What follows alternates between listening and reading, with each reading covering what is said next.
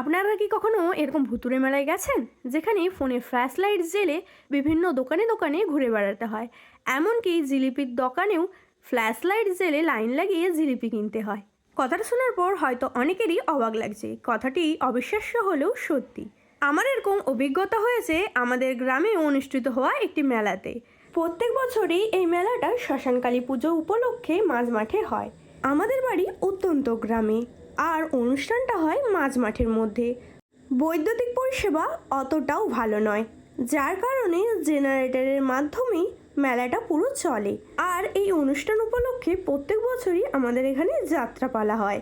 যাত্রা চলাকালীনই 11:20 দিক করে হঠাৎ করে অন্ধকার হয়ে যায় চারিদিকটা।